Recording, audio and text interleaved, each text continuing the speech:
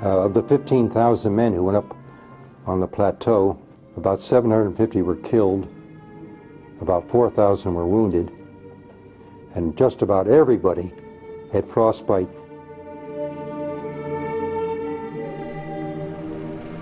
No one engaged in the ground fighting gained more respect than the daring C-47 pilots who had the courage to brave the dangers of landings and takeoffs at the pitifully inadequate and fire-swept airstrip that had been scratched out at Hageru-ri. There wasn't a man in Korea that did not think that the C-47 pilots were the greatest human beings on earth. The soldiers and Marines that had been wounded could not go down the terrible road back to the sea. Everyone knew this. The Hageru airstrip then became vital to get these men out. And they took out about 4,500 men in a space of about 2 days, and they did not lose a single man.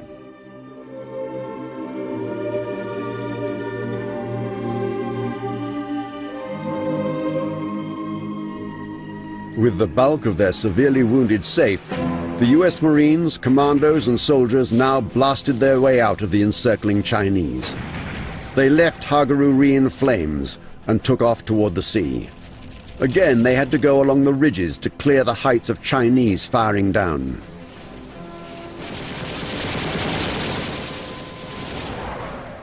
All along the way, the close Navy and Marine air support supplied the crucial umbrella of air power to deny the day to the Chinese.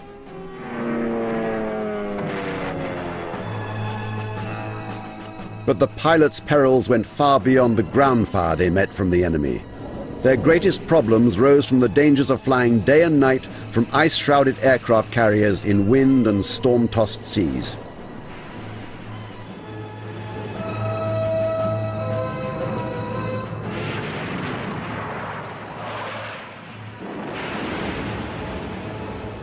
Each carrier would fly a 12-hour day. And if we had 3 carriers there, which was not too unusual, we'd stagger that. So there may be an overlap of 6 hours or so when 2 carriers are operating simultaneously. If the deck happened to be coming up fast or it was about to drop out as you got there, you'd get a wave off and you'd be forced to come around again. 2 bad things about a wave off. One is that when we came back from our flights, we were usually pretty tired, and we were exhausted enough so that we wanted to get aboard as quickly as possible. And the other is we very often low on fuel. And it's close air support that we enjoyed more than anything else because the troops were right there and we were doing everything we could to help them.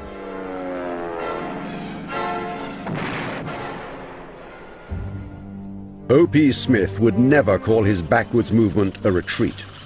His forces were slamming through opposition at every step, and they were moving in good military order. "Retreat, hell," he growled. "We're just attacking in another direction." But the bitter goal became simply to reach Hungnam and evacuation, with units intact.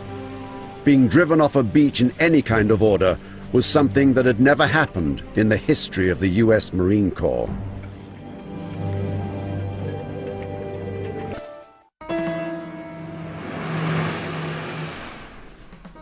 Supplies were brought into the besieged Hageru-ri perimeter by air, and the wounded went out on the same planes. The cold never relented. Corpsmen held morphine phials in the warmth of their mouths to keep the opiate usable. Small rations were preferred because they could be thawed easiest against the troops' armpits and bellies.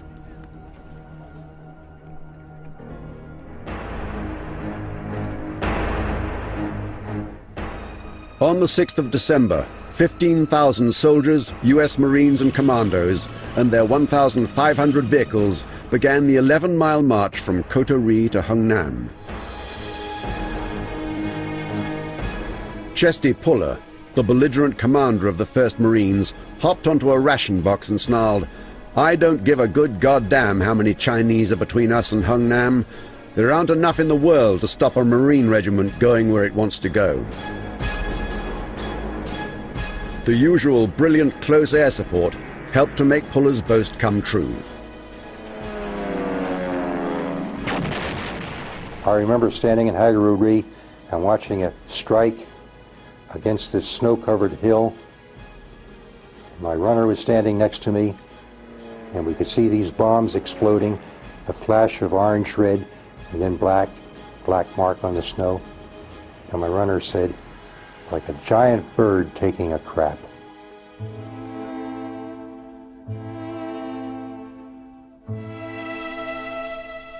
Non-Marine commanders were amazed that even in the midst of crisis, they were determined to bring out their frozen dead from the reservoir. Our reply was, we came up here like Marines and we are coming out like Marines. We will bury our dead and we will get out our wounded.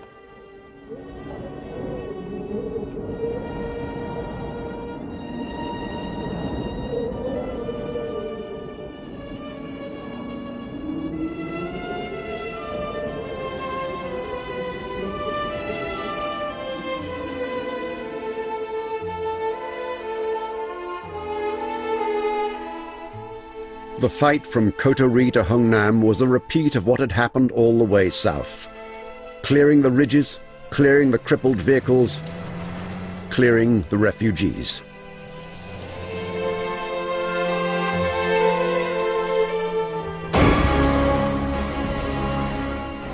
Then, suddenly, a stunning problem. The Chinese had looped ahead and blasted a key bridge over a deep, wide culvert in Funchilin Pass. The UN column was caught in a bottleneck.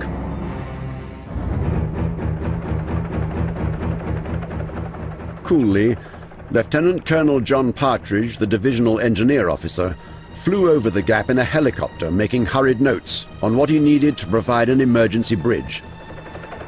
In a few hours, he not only worked out, but tested a way to parachute sections of a prefabricated treadway bridge.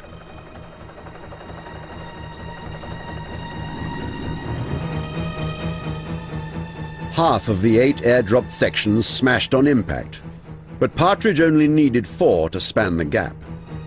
They took 3 excruciating hours to install in the bitter cold. Then the column began to move forward again. On the 10th of December, the troops reached Hungnam, where a great amphibious armada waited to take them off.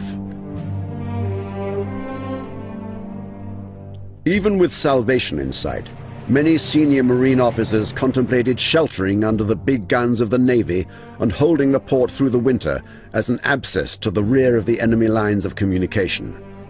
But they had their orders from Tokyo: leave. MacArthur had had his fill of desperate sieges.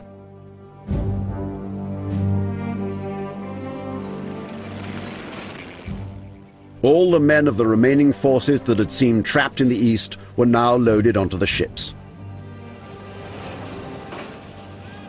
There were 100,000 men of the US Army and Marines and South Korean units, along with 100,000 desperate refugees.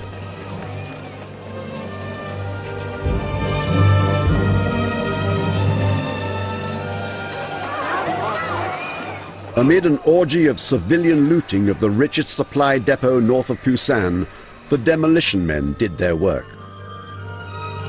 The enemy would find nothing of use in the warehouses of the ravaged port or its facilities. When we got aboard ship, I watched them blow up the whole lane. And the sight I seen there, I'll never forget as long as I live. As the troops moved offshore, the heavy guns of the Navy laid down a rolling barrage to finish what little was left. But in the west, the 8th Army's ordeal was far from over. And despite many heroic individual stands, its disorganized retreat would not stop until the Imjin River, 120 miles to the south, the longest retreat in US military history.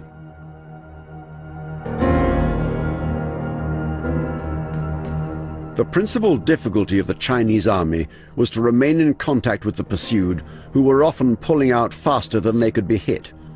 Fairly or not, The episode would be known in private gatherings of Korean soldiers as the Big Bug Out.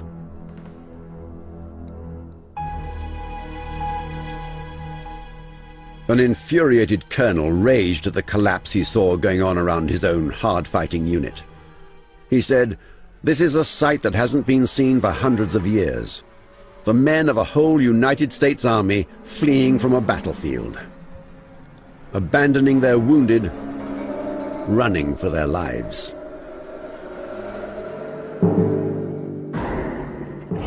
One time when the Iraq troops were overrun by the Chinese, and as their men retreated across a river, the South Korean officer executed all of the officers for having retreated.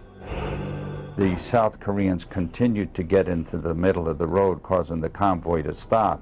So I saw one of their officers, might have been a non-commissioned officer, grab one of the soldiers that was in the middle of the road and didn't want to move out, had a sergeant hold his arms back, and he literally beat him with his fist, took his tripod off his back and threw him off the side of the mountain. And those were the kinds of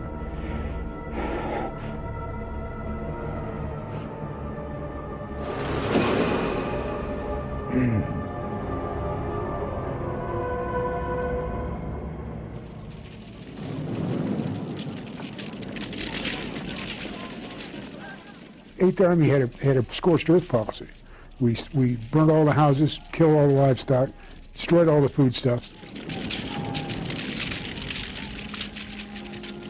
And the most terrible conditions for refugees I had ever seen in my life. We only had one road out, so they had to stay 100 meters off the road or be shot.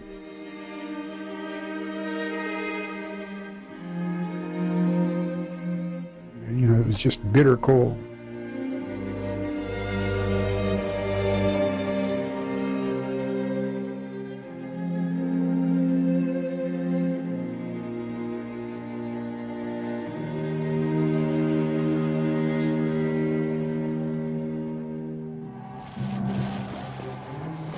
Chinese hit and overran I Company on the high ground. Everything in my being said, get out now while you can. But I couldn't do that. I was a sergeant. I was a section leader. I don't know, stripes weighed a ton.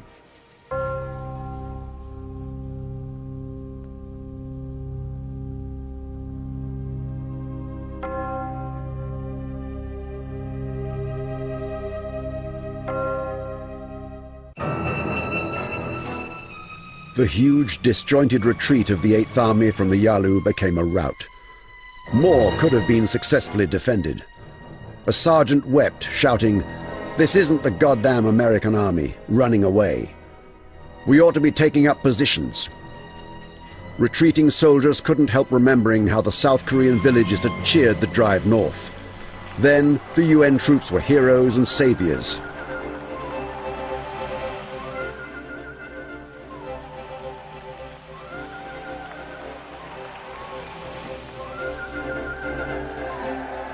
How bitterly that had changed. We had to retreat, coming back through these same villages. Dead silence.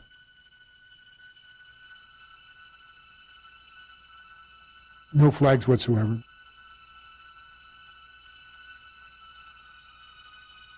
You feel you've betrayed these people.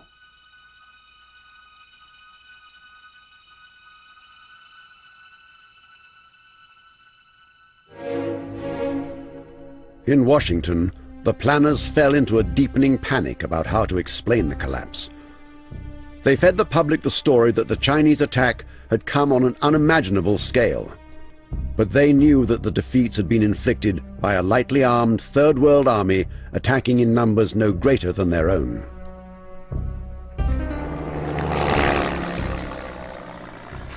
And in the face of a defender with total command of the air and sea and possessing virtually unlimited firepower.